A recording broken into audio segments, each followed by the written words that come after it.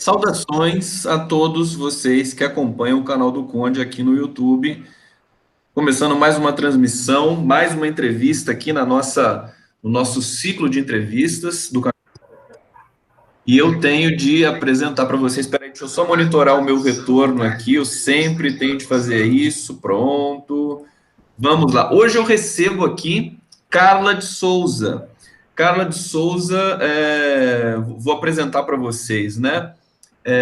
Ela faz parte dos coletivos Movimento Popular de Favelas, Favelas pela Democracia, e é uma das fundadoras do Frente Favela Brasil. Carla de Souza Gregório, 41 anos, cria do Complexo do Lins, mãe solo de 4 filhos, graduando em Pedagogia e Perícia Forense. Que lindo o seu currículo, Carla. Saudações, muito bem-vinda aqui ao canal do Conde. Um prazer muito grande falar com você. Tudo bem aí? Uma ótima tarde, Conde. Tudo ótimo. Seguindo. Vamos lá. Eu queria começar. Você está aí conectada com as questões do movimento negro, das mulheres negras do Rio de Janeiro. A gente está num momento de muita violência. O Brasil, desemprego estourando. Saiu o último dado aí em São Paulo, da região metropolitana, indo já para 16,1%. Queria que você falasse um pouquinho do seu trabalho para a gente, esse trabalho que você faz aí nos coletivos. E depois eu vou trazendo aí as questões do Brasil e dos problemas, enfim, raciais e de outras ordens que nós temos aí no nosso horizonte terrível nesse momento. Carla de Souza, por favor. Então, Conde, eu comecei a me envolver, de fato, com o movimento negro em si, e principalmente me voltar para a política, porque eu cheguei, assim, chegamos à conclusão de que nós não vamos conseguir nada pedindo. A gente tem que estar por dentro para ser aquela última porta que se fecha, quando nós passamos por todos os procedimentos. Entra na justiça, faz abaixo-assinado, prepara documento, memorandos e solicitações. Aquela última porta, que é a porta do cara que tem a caneta e que pode assinar para resolver o nosso problema, a pessoa nunca pode abrir. Então, a gente precisa se capacitar, não adianta também ir de cara limpa, você tem que se capacitar para poder ser a pessoa que está do lado de dentro e abrir essa última porta. Então, quando eu mergulhei no movimento negro em si, foi mais para obter algumas informações que a gente... Infelizmente, o Brasil é um país que tem mais de 50% de negros, mas que não conhece a própria história. Não conhece, não sabe o porquê do país estar nessa situação, não sabe o porquê o Brasil teve tantas riquezas na época da monarquia e, de repente, essa riqueza sumiu, né? Porque sumiu. Então, assim, a gente precisa começar... Eu, pelo menos, eu entrei com esse intuito de fazendo uma luta com a nossa base de conscientização, que não adianta também você brigar com um cara que mora dentro da favela e que vota na direita cegamente, se ele não tem um conhecimento básico do que é a direita. Ele vota na direita porque o cara da direita na favela, posso citar N partidos, que entra na favela, é um botijão de gás para a Dona Maria, que é mãe solo de 5, 6 filhos, é um telhado para o seu Pedro, que mora sozinho e está lá com o telhado caindo. São esse tipo de cesta básica, são essas assistências, né, que deveriam ser normais e que só aparecem no ano de eleição. Então, não adianta só eu brigar com esse cara. Eu tenho que sentar, conversar, dialogar, mostrar para ele o porquê que essa máquina financeira existe, principalmente na época de eleição, né? São laqueaduras, são clínicas oferecendo todo tipo de serviço. E não tem outro caminho. A gente só vai conseguir mudar assim, dialogando, conversando, expondo para o outro. Ter o conhecimento não basta, a gente tem que passar o conhecimento. Se não passar, ele só serve para você e você vai morrer com ele. Carla, adorei essa sua resenha inicial aí, sua compreensão, sua concepção de resistência democrática e de ação democrática. Aí eu quero trazer isso de volta na sequência, mas antes, já que você falou essa questão eleitoral da direita, do voto, no Rio de Janeiro, nessas eleições passadas, 2018, aconteceu um fenômeno absolutamente inédito nas eleições brasileiras, que é um candidato que estava, acho que em quarto lugar ou terceiro lugar, que é o Witzel, de véspera, pular para primeiro lugar e assegurar o governo do Estado. Ele foi para o segundo turno com o Paes, mas ganhou o governo do Estado. E também para o Senado. Nós sabemos que no Rio de Janeiro tem aí uma engrenagem das milícias e tudo mais. Como é que você avalia esse momento eleitoral do Rio? O Rio que sempre foi um bastião da democracia brasileira até um certo ponto, e depois se degringolou um pouco aí com enfim, depois de Moreira Franco, que é o que os cariocas me dizem, né? Tudo começou enquanto tinha Brizola, você ainda tinha um projeto social coletivo. Depois a coisa ficou um pouco estranha. Queria que você comentasse isso para a gente. É um comentário que chega a ser até medonho, mas quando o Witzel começou, foi divulgado que ele seria candidato, eu cheguei a fazer uma postagem no Facebook a respeito. E eu falei assim, ele vai entrar e ele vai levar.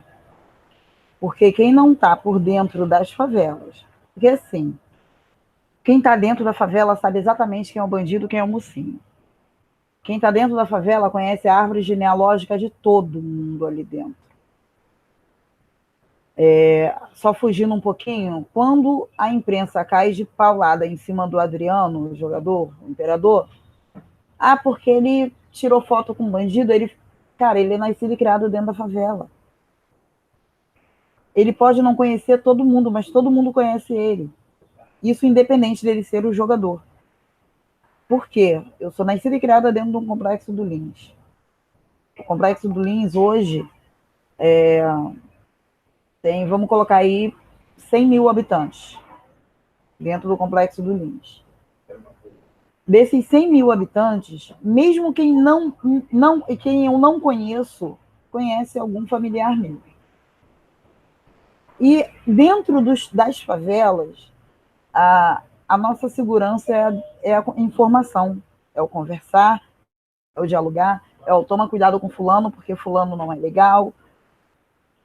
Enfim, quando o Witzel anunciou a candidatura dele, numa roda de conversa, até com uma galera do Movimento Popular de Favelas, já havia esse murmurinho de que ele viria para ganhar. Algumas coisas mudaram em locais, por exemplo, Campo Grande, Santa Cruz, que são locais que sabiamente são locais que são dominados por milícia. Então, a gente já começou a perceber uma dificuldade maior da gente fazer o nosso trabalho, de marcar reuniões, sabe? A gente já começou a perceber isso lá atrás, antes da campanha começar verdadeiramente. E isso só se confirmou. O Movimento Popular de Favelas tem sede ali entre Jacarezinho e Manguinhos. E ali naquela região, o Witzel teve mais de 50% de votos. É chocante, né? Impressiona porque, enfim, era um nome totalmente desconhecido, né? Totalmente desconhecido.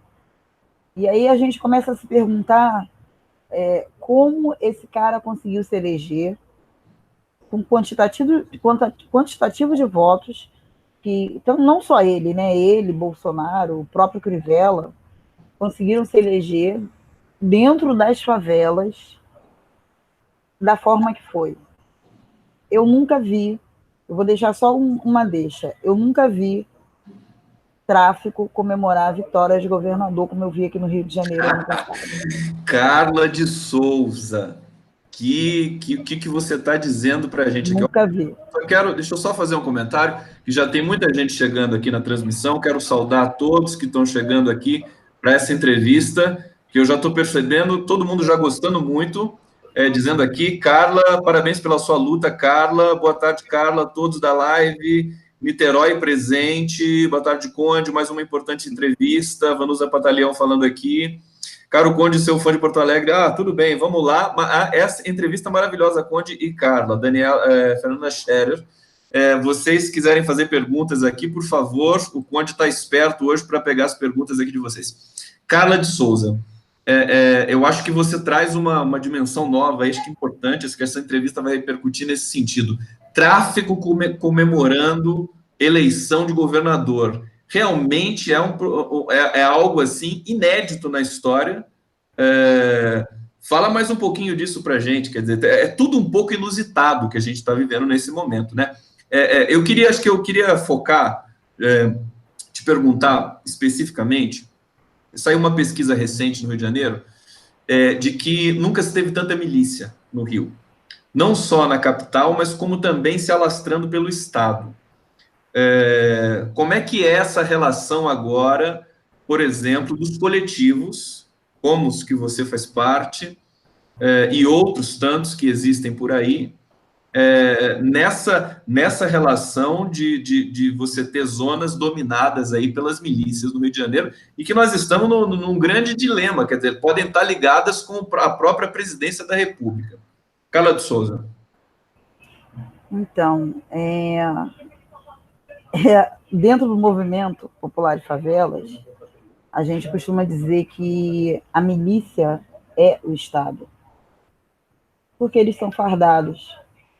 A gente nunca sabe dentro de uma favela quando é uma batida policial, do policial correto, aquela batida está registrada, está dentro da lei, está com o Ministério Público ali respaldando, ou quando é uma batida policial para guerra de milícia e traficante.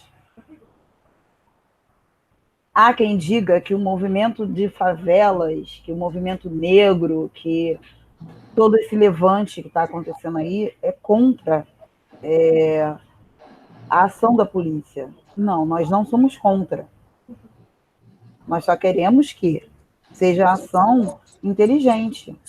Quando a polícia sobrevoa uma favela e do helicóptero manda tiro para baixo, sem levar em conta o quantitativo de pessoas de bem que moram ali, né? Até porque se metade da favela fosse bandido, imagina só, metade do complexo alemão de bandido. Metade da Rocinha.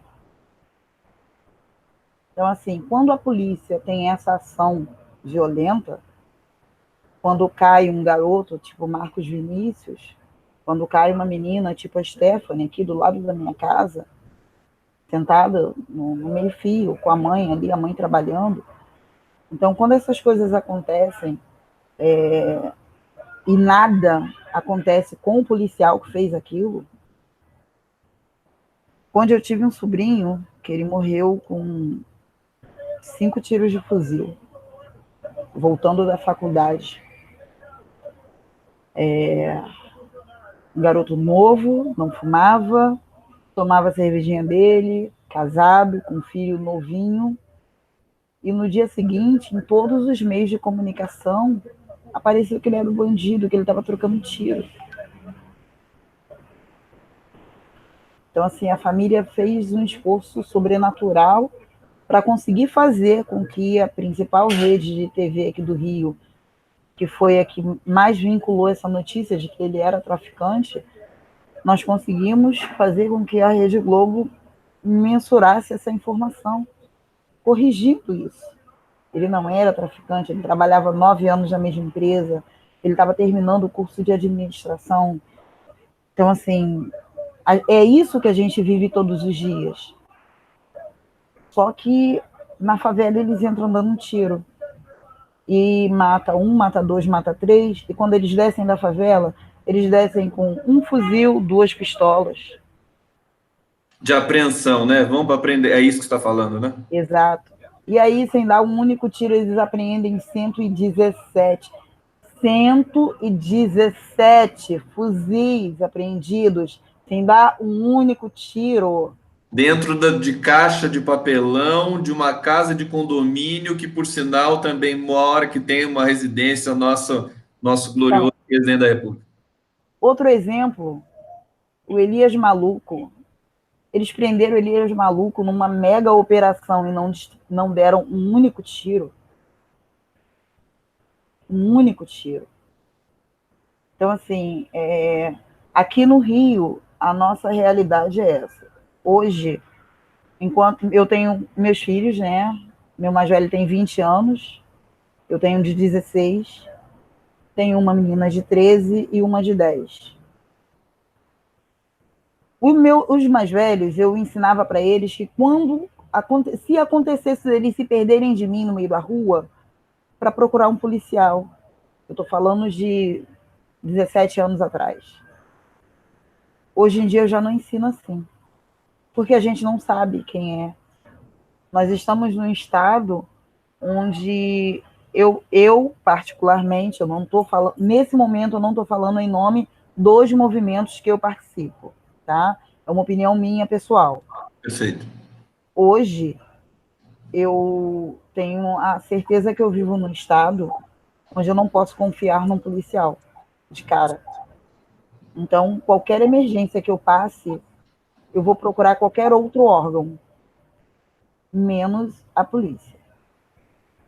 Isso eu estou falando de órgãos legais, eu não estou falando de ir em boca de fumo da queixa, não, até porque em 40 anos de favela eu nunca fiz isso. Não é isso. É porque você nunca sabe se o policial que vai te atender, se ele está ali para te atender realmente, ou se ele está ali para colher uma informação e ligar para a favela onde você mora e avisar, ó, fulaninha, tal, tal, tal, tá? Porque quando você vai fazer até um BO, tá tudo lá registrado. Seu endereço, seu nome, seu telefone. E eu já acompanhei casos de pessoas que entraram em delegacia para fazer BO e quando voltaram para casa, já não podiam mais entrar na favela. Porque na favela já estavam sabendo que ela fez um BO. Ou seja, é aquela coisa, se correr o bicho pega, se ficar o bicho come, É porque esse o estado que a gente está. está todo mundo interligado. Carla, deixa eu só ler alguns comentários aqui, o pessoal está escrevendo muito aqui no chat. A ArcDRM, aqui o nick do usuário, né? Temos um verdadeiro genocídio sendo cometido, não é de hoje, nas favelas do Rio. Agora a coisa parece estar mais escrachada. Parabéns ao Movimento Popular de Favelas por ser resistência fundamental. Pedro Lula Cândido dizendo aqui, chegando, querido Conde, grande entrevista, abração. Paulo César Campos de Goitacazes. Rita Brasil perguntando, quem é essa criatura corajosa, Conde? É a Carla de Souza, que faz parte de vários coletivos de favelas do Rio de Janeiro, Movimento das Mulheres Negras, uma liderança do Rio de Janeiro, e ela está dando esse depoimento muito importante para a gente aqui hoje no canal do Conde. Márcia Tavares dizendo, boa tarde, Conde Carla, morar no Rio é para os fortes, Del Castilho presente. Daqui a pouco eu leio mais alguns comentários aqui do chat. Carla, essa situação que você relatou do teu sobrinho, ambos, acho que nós dois ficamos emocionados aqui, porque sempre que morre uma criança, é sempre muito difícil, né? Da gente, e isso é muito sistemático no Rio, criança, adolescente, enfim, né? É muito sistemático aí no Rio de Janeiro. E eu queria saber de você, você falou que foram junto, a família foi junto à Globo porque não bastasse essa dor da perda, ainda tem a memória que fica, né? E a pessoa fica associada, né? A vítima fica associada ao tráfico, ao crime, quando não é a realidade. E aí eu queria saber se você pode dizer, a Rede Globo, ela tem um papel importante, acho que nessa estigmatização do Rio de Janeiro para o Brasil inteiro. A gente escuta isso, a gente percebe isso, né? Produzindo aí as suas matérias nos jornais, telejornais. Como é que você vê o papel da imprensa enfim, nesse momento do Rio de Janeiro, que eu acho que é um dos piores momentos da história, né? Em termos de violência. Não sei se você concorda com isso. Em termos de violência, eu acredito que abriram a caixa de Pandora, né? E agora as pessoas não têm mais medo. Não tem mais medo para ofender, para botar o preconceito para fora, para gritar frases racistas, para matar em nome de uma honra que não existe. A imprensa, eu sinceramente eu quase não assisto mais televisão, né? A Globo muito menos, porque sempre, como é que eu vou colocar? Eles sempre fazem questão de mostrar o lado ruim, sempre o lado ruim. E falando como favelista que sou, dentro da favela a gente tem a solução de muitos problemas. O grande Celso Ataíde, ele tem uma frase que eu gosto muito: a favela não é o problema, ela é a solução. Muito bonito isso. E dentro da favela, o empreendedorismo, ele brota. O cara só tem R$ 5, ele compra uma água, ele começa a vender, e daqueles 5 ele já faz 10, daqueles 10 ele já faz 20, e assim ele já começa a trabalhar e não precisa nem sair daquele espaço ali. É o caso da campeã olímpica, né? Você dá estímulo para o esportista da favela, vira campeão olímpico. Exatamente. Então, assim, com a imprensa brasileira,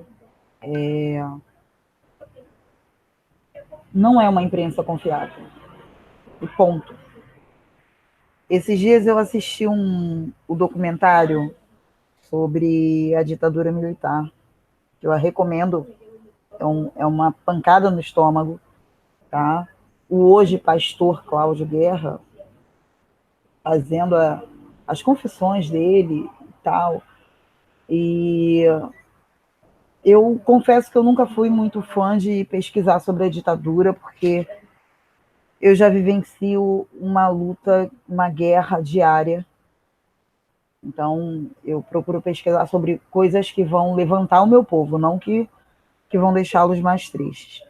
Mas eu fui assistir esse documentário, até porque eu fiz parte da mesa do debate sobre o documentário. E uma frase do pastor Carlos, hoje, né, pastor Cláudio Guerra, que me chamou muita atenção, foi o seguinte: depois de tudo que a gente fez, estamos livres. Não pagamos sobre nada. E aí a imprensa se cala. A imprensa não se cala quando o pobre entra no mercado e pega 1 quilo de arroz, 1 quilo de feijão. A notícia sai lá assim: furtou um arroz e um feijão. Mas aí, quando é um jovem, classe média alta, morador de, sei lá, Copacabana, Centro, Glória, Tijuca, aí a coisa muda de figura. Jovem, estudante, furtou. Assim, a imprensa, ela Tem todo um tratamento diferente que é na ordem da linguagem, não tem jeito. totalmente diferenciada. Então, é uma imprensa que, infelizmente, eu não confio, mas é o que a gente tem aí. A Globo, infelizmente, é a única que pega, principalmente dentro das favelas.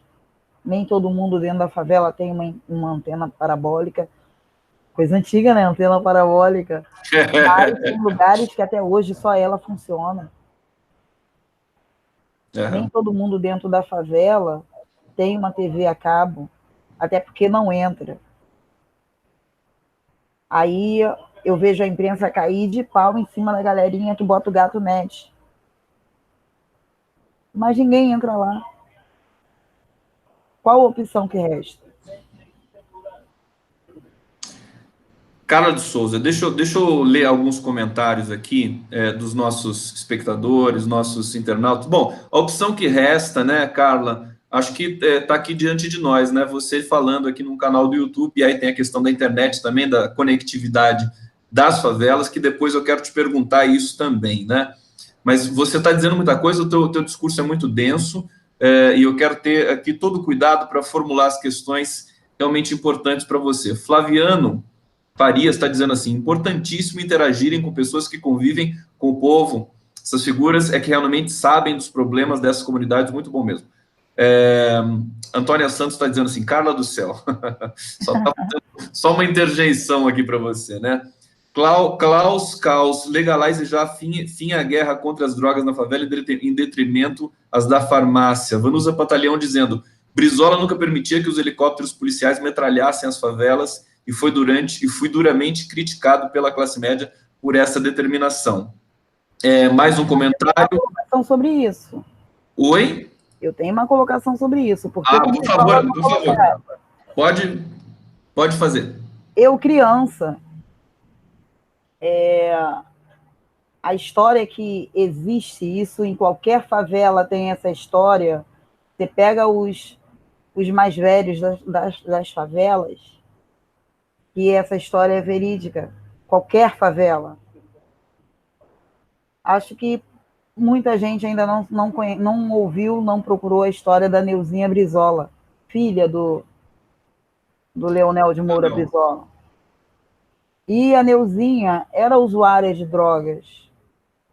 Ela vivia dentro das favelas.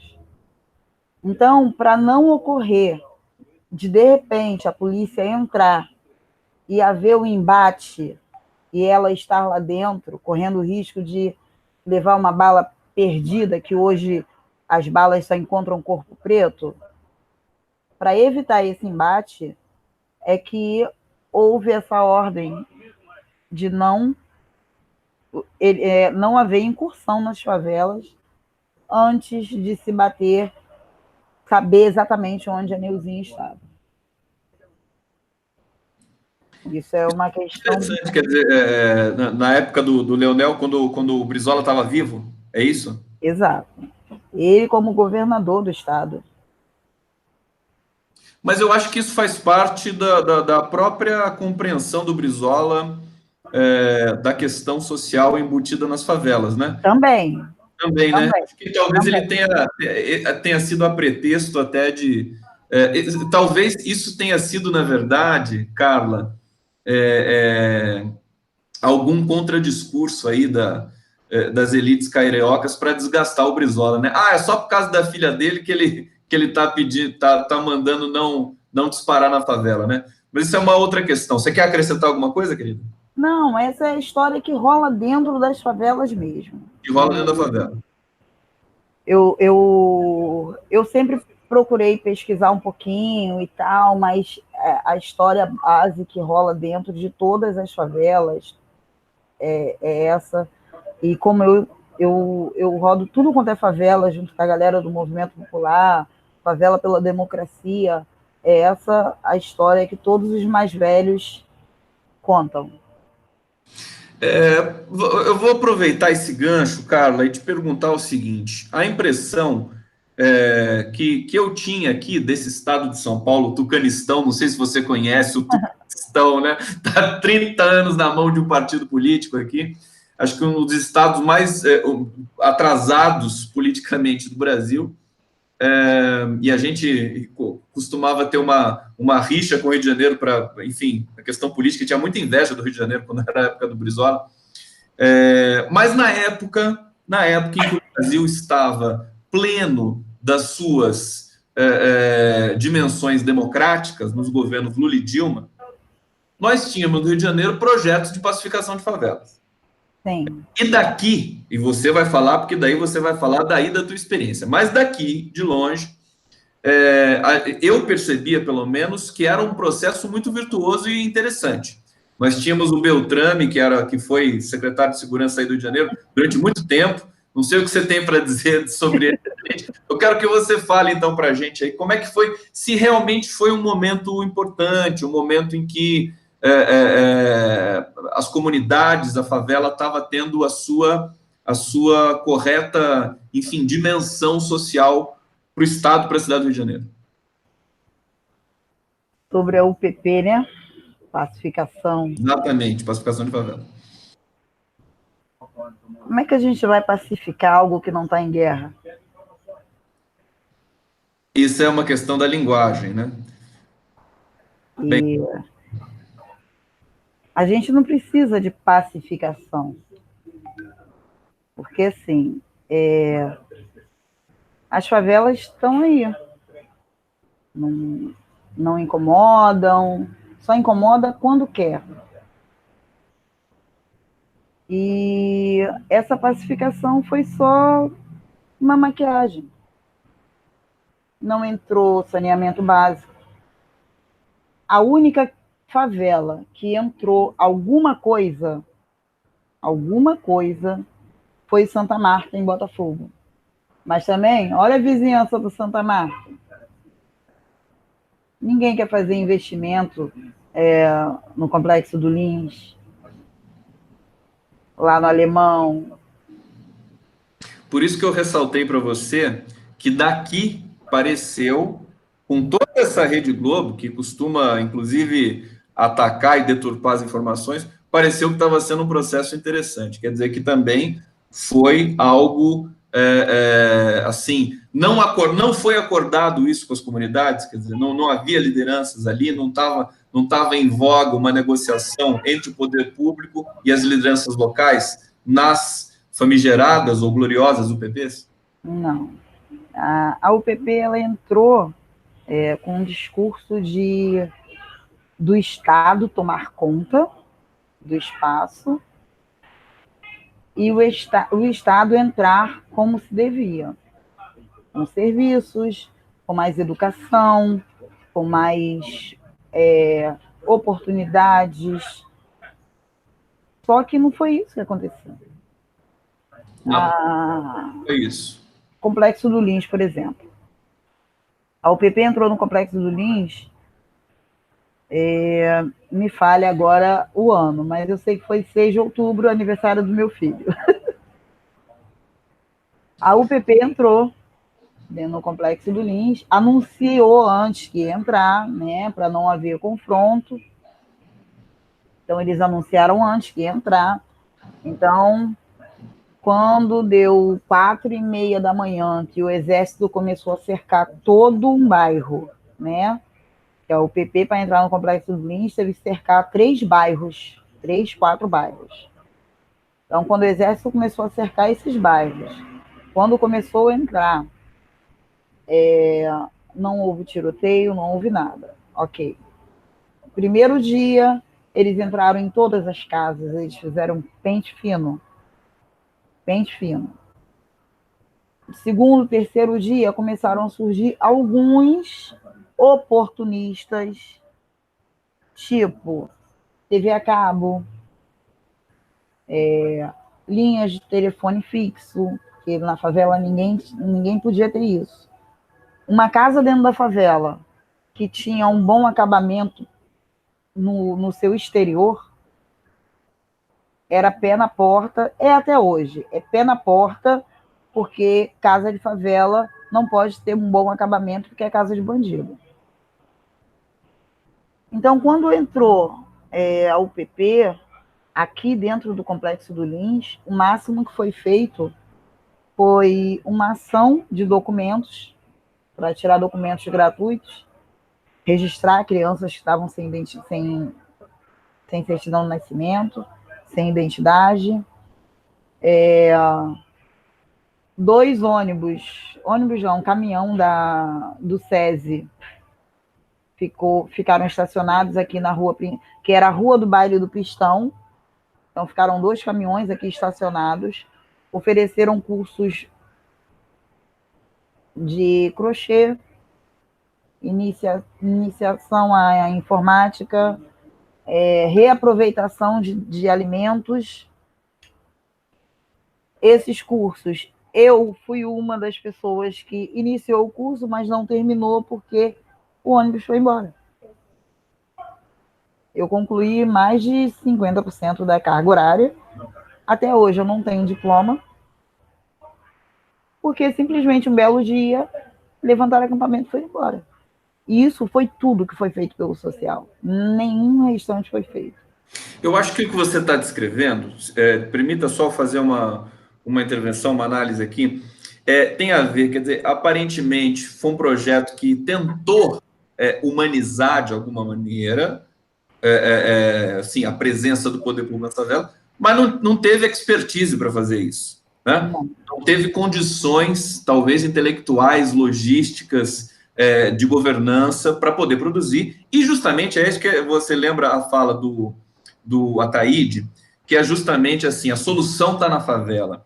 E era essa, sempre foi essa, pelo menos a minha tentativa de ver, falou, pô, vai sair daí que eu lembrei da campeã olímpica, né, do judô, agora me escapa o nome dela. Rafaela Silva. Como é que é o nome dela? Rafaela Silva. Rafaela Silva. Eu via isso, quer dizer, eu sou professor também, então na sala de aula eu chamo muito isso, a questão de se o pessoal das comunidades das favelas tem incentivo, se tem acesso à informação, eles são melhores do que o resto da sociedade, porque eles têm muito mais. Vocês, enfim, tenho de falar agora que estou falando diretamente com uma favelista, né? Estou tendo a honra aqui diretamente com uma favelista. Eu acho que, enfim, você coloca muitas coisas muito importantes para esse momento, Carla, e aí eu quero entrar um pouco nos trabalhos que você desenvolve mais no presente. Só para concluir meu raciocínio com relação a esse momento da UPP, né? Acho que faltou comunicação com as lideranças, né? Endógenas ali, que estavam presentes na favela.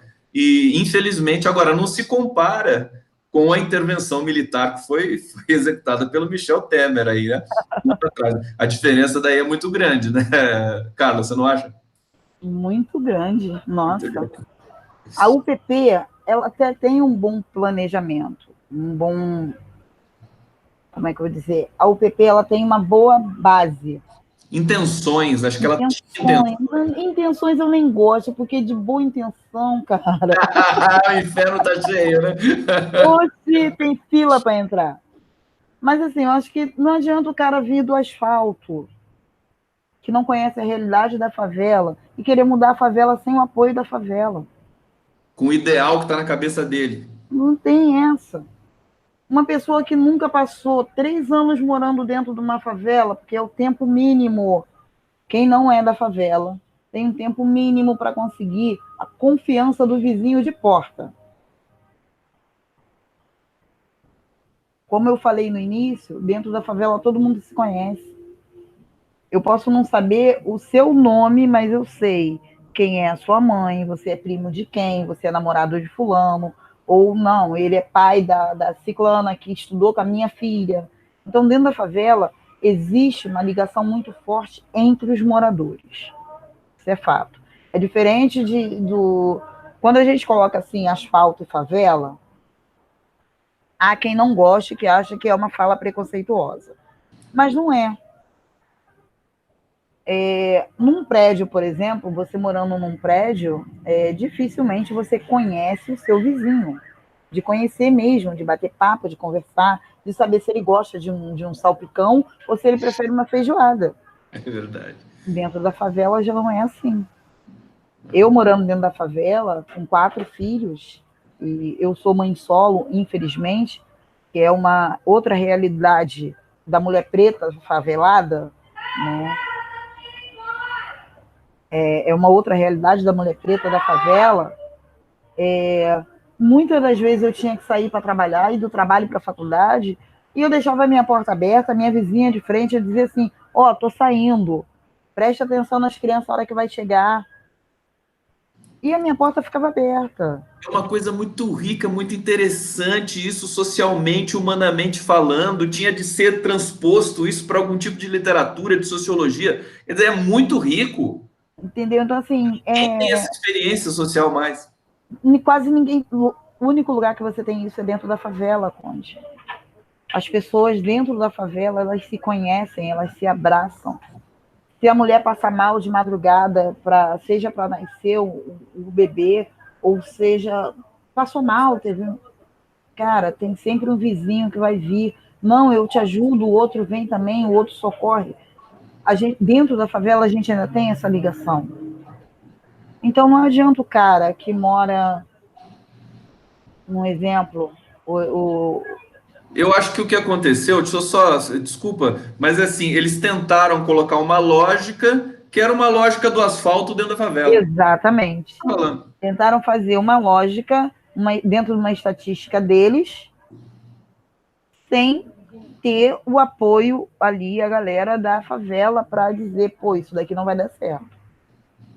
Porque eu, dentro da minha favela, eu conheço cada ponto fraco da favela, eu conheço onde a favela precisa de ajuda, eu conheço o que os moradores ali precisam.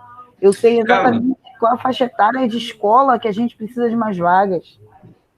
Carla, deixa eu aproveitar. É tão bom conversar com você, a gente aprende tanta coisa e eu quero aproveitar o seguinte.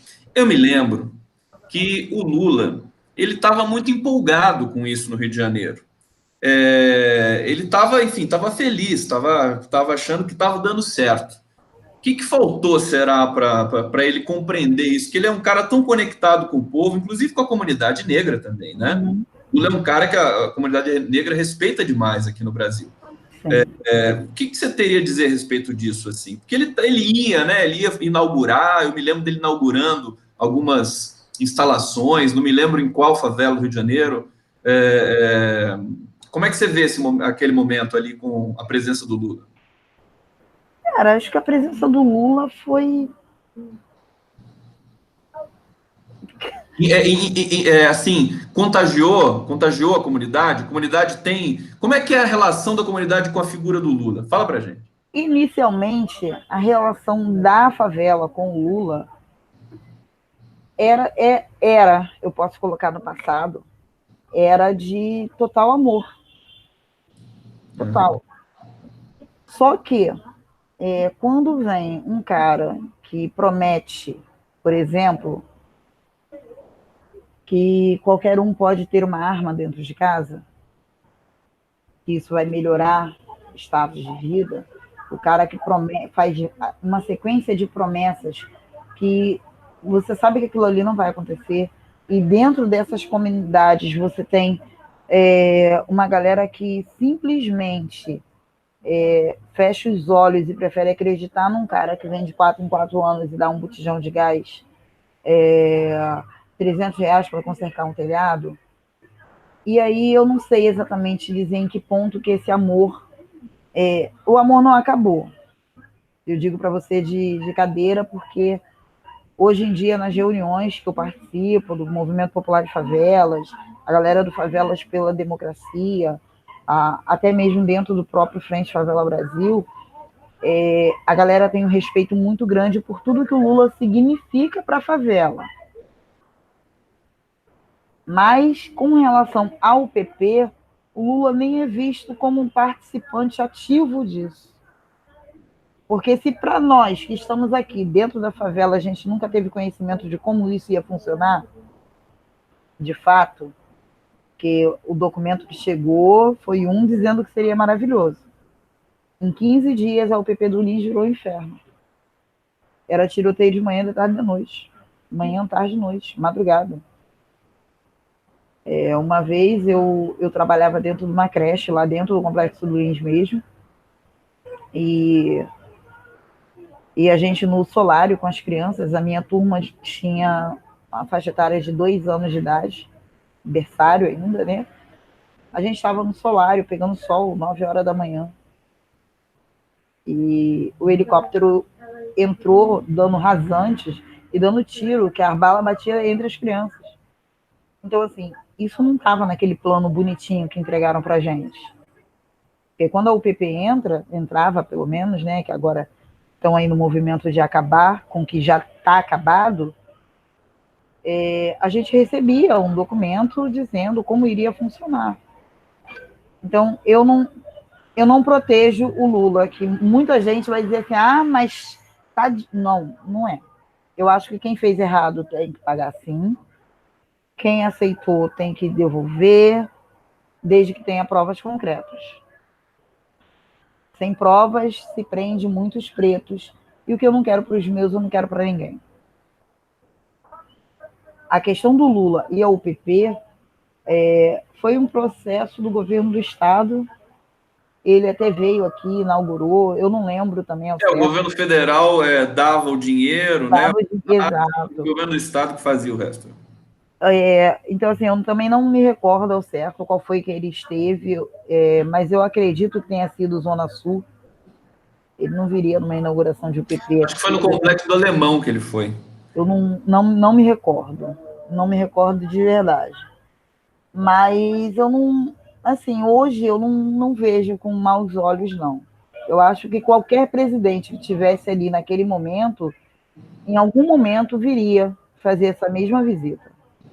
É que eu me lembro de estava muito impregnado no discurso dele, estava muito feliz com essa possibilidade do morro no Rio de Janeiro, para usar o termo do samba, né? Realmente está assim presente e ganhando protagonismo, dignidade, enfim, em todo o processo político do poder público. Deixa eu ler mais alguns comentários aqui. Carla de Souza, é, deixa eu localizar onde eu parei aqui. Vamos ver que tem muita gente comentando. Minha sobrinha que cresceu na Itália, quando veio para cá, quis morar no Morro dos Tabajaras. Verônica Vidal está dizendo isso. Aqui a Vanusa Pantaleão está lembrando do Michael Jackson, que precisou negociar com os traficantes para poder fazer um clipe de 1 minuto numa dessas favelas. Se quiser falar sobre isso, Carla, na sequência eu te devolvo aqui. Heloísa Helena Dias Leite dizendo: no asfalto ninguém sabe quem é seu vizinho de porta. Isso é muito forte. O que você diz aí da cultura de dentro da favela é muito interessante. Eu realmente não tinha essa dimensão. Quer dizer, todo mundo se conhece, é um outro tipo de organização social que poderia ser a grande solução, enfim, para a própria essa síndrome de depressão que a sociedade vive hoje. Quer dizer, todo mundo apartado, ninguém conhece ninguém, né? Esse seu depoimento acho que traz essa dimensão. Eu queria pedir, Carla, a entrevista já está quase estamos aqui no último quarto do nosso Ai, quadro. que pena. É muito bom conversar com você. Vamos conversar mais, hein? Porque você, como diria as minhas amigas aí do Rio de Janeiro, é uma potência. Você é muito, realmente, traz um discurso muito forte. Eu queria fazer um comentário da pauta que eu bolei aqui para a gente conversar, que eu nem cheguei a usar, porque você foi rendendo muito aqui.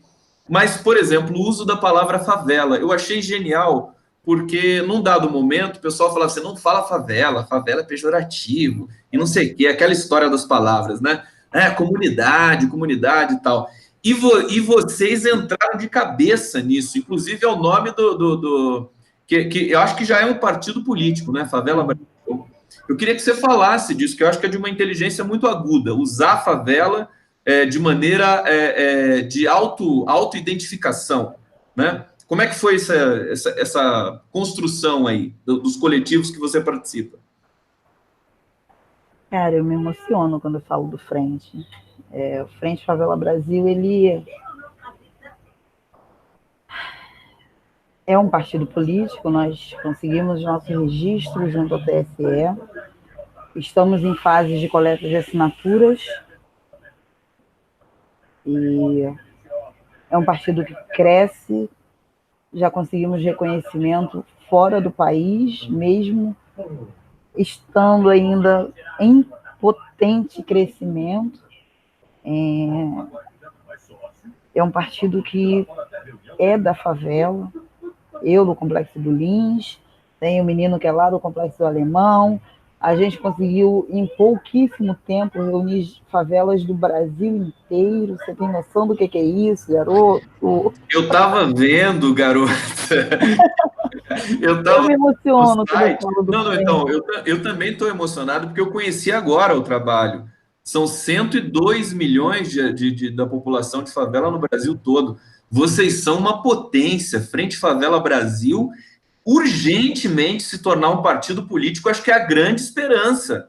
Quer dizer, tem de organizar e organizar dessa maneira realmente um partido que represente o movimento negro. Quero que você continue explicando para a gente aí como é que tá essa construção aí enfim, desse partido, quer dizer, desse movimento. Então, o partido ele já existe, estamos em fase de coleta de assinatura, como eu já falei. É um partido de principalmente mulheres negras, das favelas. Isso também é uma bela diferença. Nosso estatuto ele é bem claro e objetivo com relação à participação da mulher nas pontas, comandando e dividindo essa responsabilidade, porque é muita responsabilidade. Essa responsabilidade com os homens negros também, que são tão sofridos quanto a mulher. E eu me emociono, não adianta. O frente, como você falou sobre saúde mental, o frente tem sido uma válvula de escape para a minha depressão. De poder sair, de botar minha camisa do Frente Favela Brasil e ir para as nossas lutas, de buscar pessoas para agregar conosco nessa batalha. Somos mais de 100 milhões de pessoas dentro das favelas brasileiras. O nosso momento hoje é de divulgação, de conscientização, que foi como eu falei no início. Não adianta você cobrar do cara da favela que ele tem uma consciência eleitoral se ele nunca teve nenhum tipo de informação sobre política. Porque hoje em dia você falar de política, você não consegue falar de política de uma forma mais tranquila, que automaticamente você abre a boca para falar sobre assistência, e não estou falando de assistencialismo, estou falando de assistência. Assistência é tudo que o governo deve ao povo, que é para isso que a gente paga imposto. E as pessoas já levam para o lado de que você quer o Lula solto. Existem duas coisas bem diferentes. É você discutir política, você falar sobre o atual momento político do país, você vislumbrar um futuro melhor politicamente falando, e você pertencer ao PT. Hoje nós estamos vivendo dias tão difíceis que o fato de você ser contra o atual governo, aqui no Rio de Janeiro, o Rio de Janeiro, cara, é um estado que conseguiu se superar. Ele não feliz em ter o Crivella como prefeito da capital, me elegeu o Witzel, que diz que é para entrar na favela e atirar em qualquer pessoa que esteja armado, sendo que aqui no Rio de Janeiro sniper confunde guarda-chuva com fuzil, e ainda me colocaram um cara como presidente para validar tudo isso. Então, a gente está nesse momento, o Frente Favela Brasil está nesse momento de conversa, de reuniões dentro das favelas, de bate-papo, porque não adianta a gente cobrar do nosso jovem. Eu tenho 3 dentro de casa, uma ainda está na pré-adolescência, né? Mas não adianta eu cobrar dos meus filhos que eles tenham uma consciência política se eu não dou para eles a explicação correta de como chegamos ao ponto que estamos. Se eu não conto para eles, desde o início da nossa história, de como foi nossa construção política, do porquê é importante um partido voltado para o povo preto, pobre, favelado, periférico. Se eu não conseguir dialogar com essas pessoas, que são pessoas simples, que não têm essa visão, não tem. Eu digo que eu sou privilegiada dentro da favela, porque eu tive uma mãe que não sabia ler nem escrever, eu tive um pai que só tinha até a 5ª série, mas eles fizeram de tudo para que a gente estudasse. Então, hoje eu tenho um irmão que é historiador, eu tenho uma irmã que está terminando faculdade também, a outra é enfermeira, quem quis estudar mais continuou. Eu estou numa luta aí que eu estou terminando pedagogia e comecei agora uma segunda faculdade, imagina, fazer TCC e iniciar uma outra no mesmo semestre. Que guerreira! Coisa... Então, assim, se a gente não mostrar, se a gente está nesse movimento, Conde, de preparar os nossos eleitores futuros, de conversar, reunião dentro da casa, olho no olho, tirar dúvidas. Tem muita gente dentro da favela que não sabe nem o que foi a ditadura militar, porque nos livros da escola não diziam muita coisa. Tem muita gente dentro das favelas que ainda acreditam que a princesa Isabel foi boazinha quando assinou a Lei Áurea. Então, assim, o nosso momento é esse, é levar o conhecimento para eles, para que daqui a um tempo eles possam votar da forma certa. Eu acho que você toca realmente na ferida, né? No começo da nossa conversa, você tinha dito que, assim, o coletivo, enfim, essa sinergia que vocês vão construindo aí ao longo dos anos e que agora tem um papel muito mais importante, talvez, do que jamais todos nós esperássemos. Porque o Brasil está num momento completamente, acho que é a crise mais grave social, política da história brasileira. Com todos os elementos, né, ingredientes econômicos e sociais aí, junto com esse problema central. E você diz que não basta simplesmente fazer, não basta, né? Quer dizer, você vai fazer manifestação, fazer todo o protocolo tradicional dos movimentos dos coletivos, mas é preciso povoar também as posições de liderança, porque você disse que você chega lá com um despacho, por exemplo, para tentar garantir algum direito, mas tem lá um cara que é do asfalto, que é de outro lugar e que não vai autorizar que você conquiste mais um espaço político-econômico, de repente. Então, acho que você... E a busca por isso, você deixa claro que é pelo conhecimento que é através desse processo todo. Eu ia te perguntar, quando você relatou ali a questão do sobrinho, né, que foi vítima de violência policial, lamentavelmente, como é que você educa seus filhos nesse...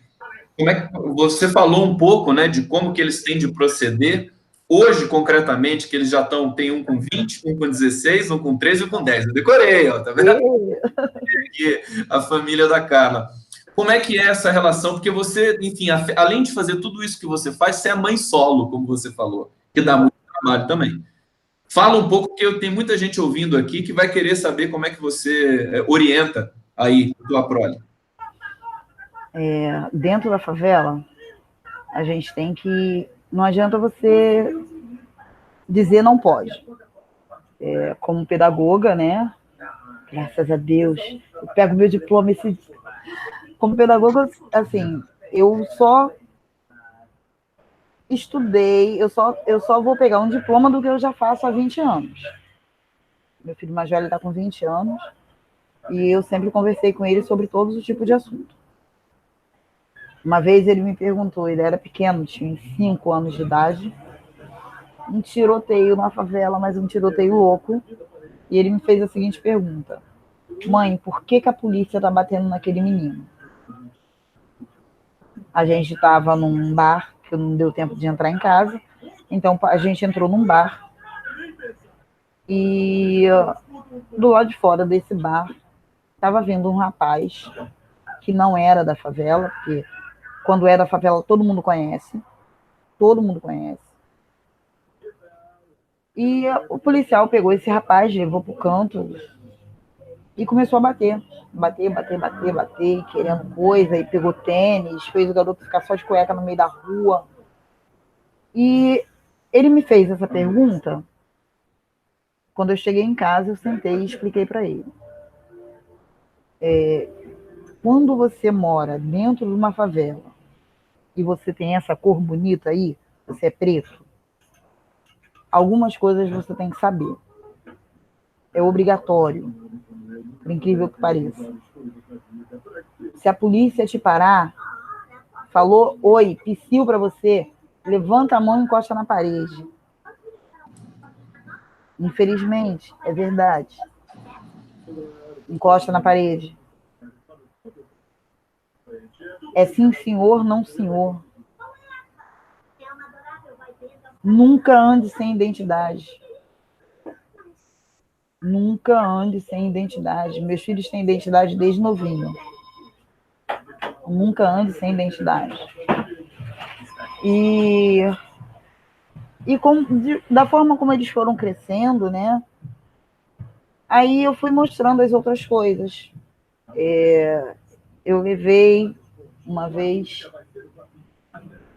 meus filhos para verem, para até uma chamada Cracolândia, que eu odeio esse nome, aquele lugar horroroso ali onde as pessoas simplesmente se matam e eu não vejo chegar ninguém para estender a mão, para conversar.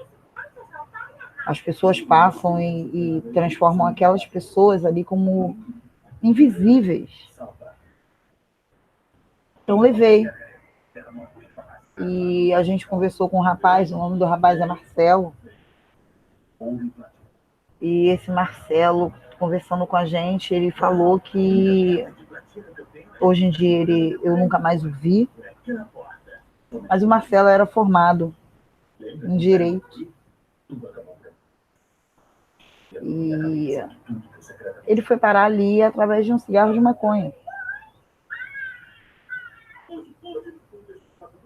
E aí, ele conversando com os meus filhos, eu acho que foi a melhor coisa que eu fiz na minha vida. Foi levar os meus 2 filhos meninos, eu nunca fiz isso com as meninas, mas dentro da favela a nossa preocupação maior é com os meninos, né? Então eu levei eles 2 para conversar. A minha intenção era só mostrar, mas acabou que chegou esse rapaz, o Marcelo, ele viu que a gente estava ali e ele veio na nossa direção, muito educado, ele cumprimentou. Aí eu conversei, eu falei para ele, eu estou trazendo meus filhos aqui para mostrar para eles uma realidade que é muito triste. E aí o Marcelo conversou com os meus filhos. Marcelo falou, cara, nunca pegue o primeiro cigarro de maconha. Porque as pessoas falam que a maconha não faz mal. E olha onde eu estou por causa da maconha. Porque chegou um momento em que a maconha já não me supria. Aí eu tive que usar uma outra coisa. E aí a outra coisa também não me supriu mais. E hoje eu estou aqui.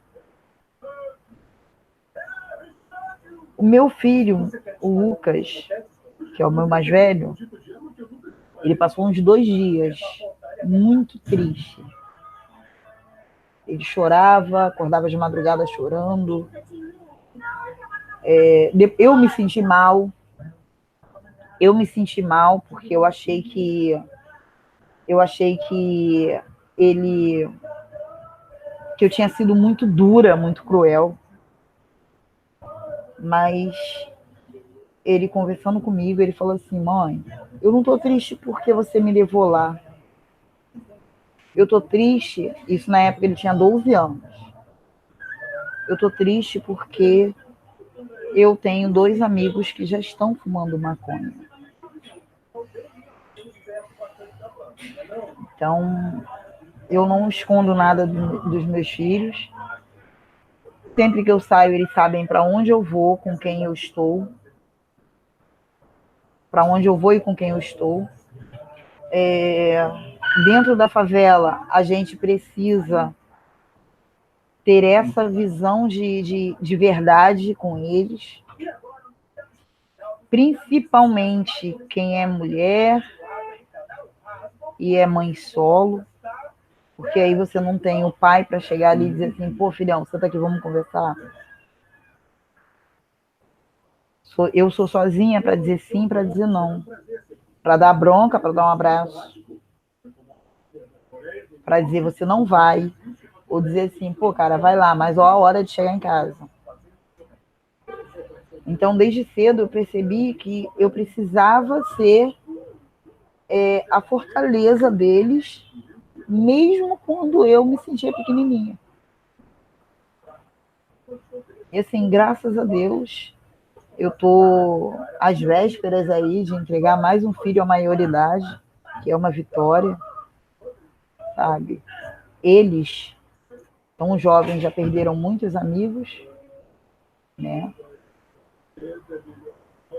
E é isso, eu acho que esse seu depoimento, o pessoal tá comovido, tá super feliz aqui no chat. Eu também tô, quer dizer, tô aqui, eu também sou pai, e aí quando você falou quando o seu tinha 12 anos, né? O meu filho tem exatamente essa idade, tem 11 anos, né?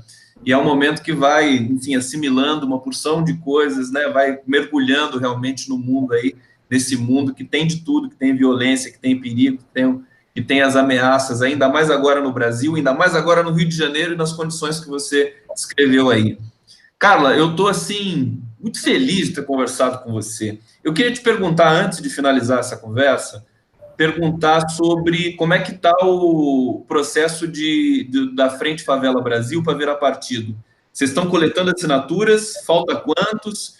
Queria que você convidasse as pessoas para conhecer também. Acho que tem o site, né? Se você quiser falar, fica à vontade aí para a gente. Eu meio que vou deixar assim, você fazer as considerações finais desse papo. Querida Carla de Souza, integrante aí de vários coletivos de favelas, de mulheres negras do Rio de Janeiro, uma potência. Então, conta pra gente como é que é. Porque eu tô muito empolgado. Eu vou falar disso hoje na live que eu vou fazer daqui a pouco, impregnado aí dessa conversa com você, porque um partido político que represente a comunidade negra no Brasil é absolutamente essencial. Já deveria existir faz tempo, né? E eu acho que esse processo agora deve ser levado realmente até as últimas consequências.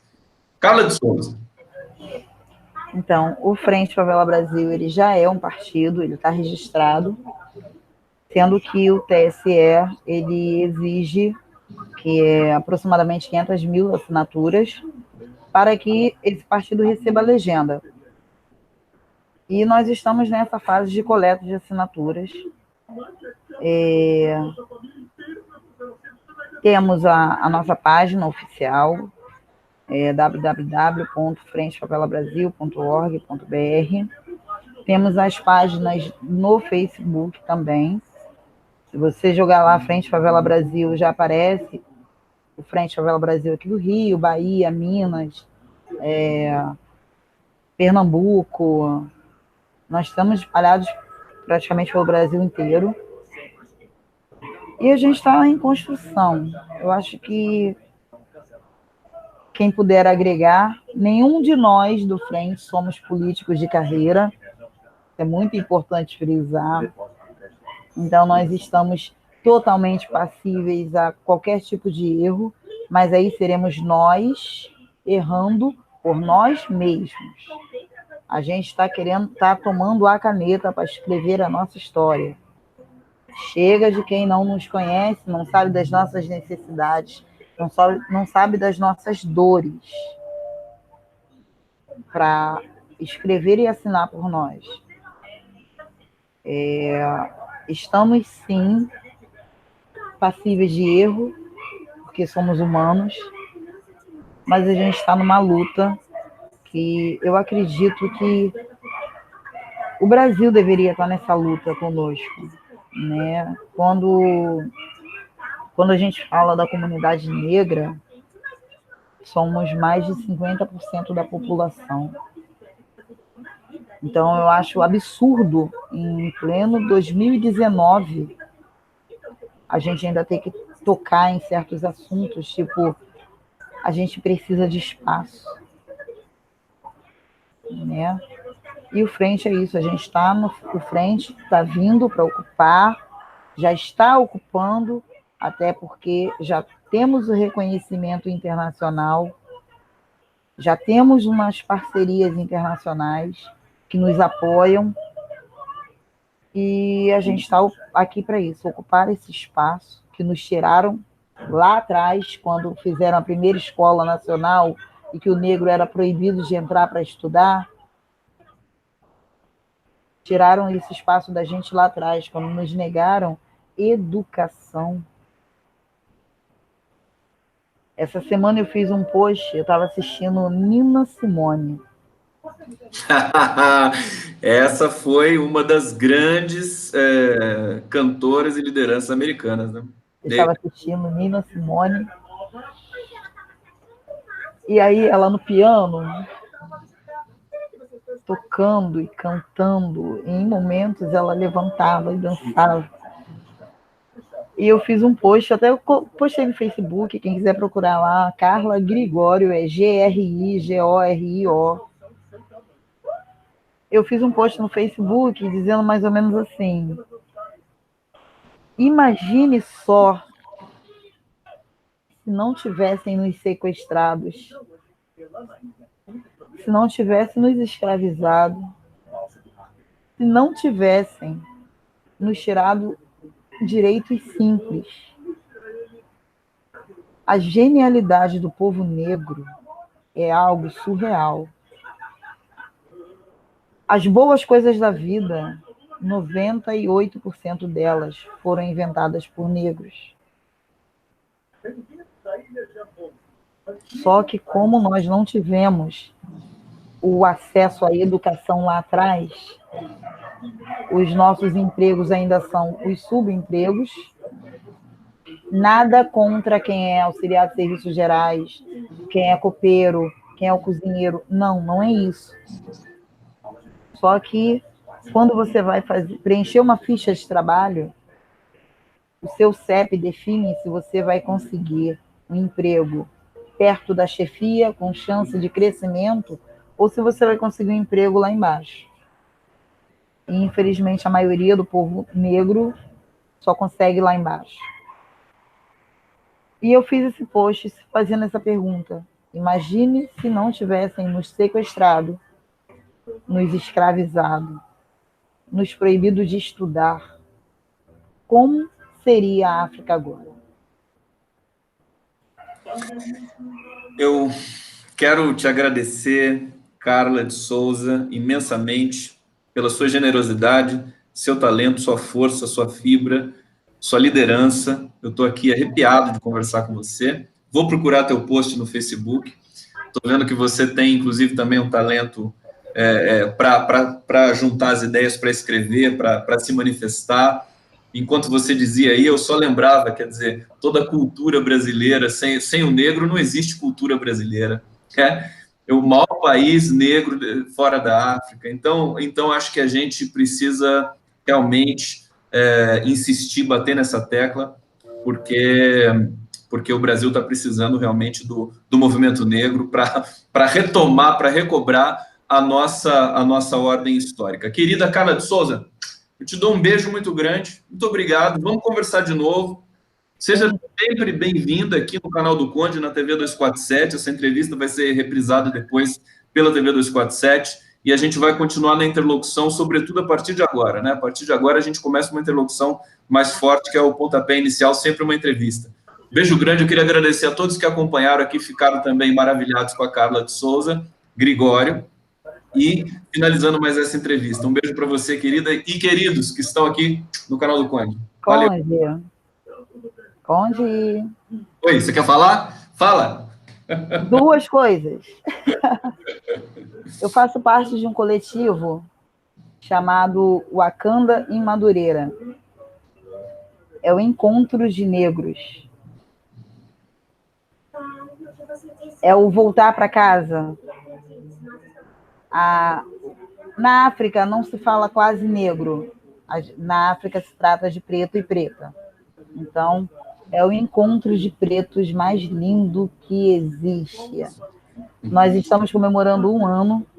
Então, todo o povo preto está convidado a participar.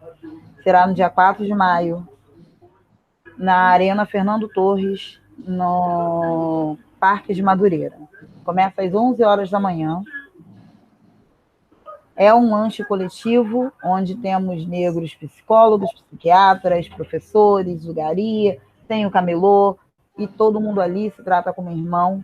Levem suas crianças, movimento negro junto, e quem puder leva um prato de doce, de salgado para o lanche coletivo, uma bebida. Quem não tiver, pode vir, que será muito bem recebido também. E o Frente Favela Brasil também aceita que vocês venham também para poder conversar, dialogar. Acesse nossas redes, nos procure. Se você, porventura, ainda não tropeçou com ninguém com a camisa do Frente por aí. E uma ótima noite. Muito obrigada. Eu já era sua fã, já curtia, falei contigo, né? Já assistia suas lives anteriormente. Esse papo foi muito bom, muito proveitoso. E obrigada. Seguimos fortes. Seguimos aí, Carla, muito obrigado. E a gente se encontra em breve para trocar novas experiências, informações e essa luta toda que você trava aí pelo Brasil, pelo povo negro, pelas mulheres negras, mas sobretudo pela democracia, né? Um beijo para você Sempre. e até a próxima. Valeu. Até a próxima.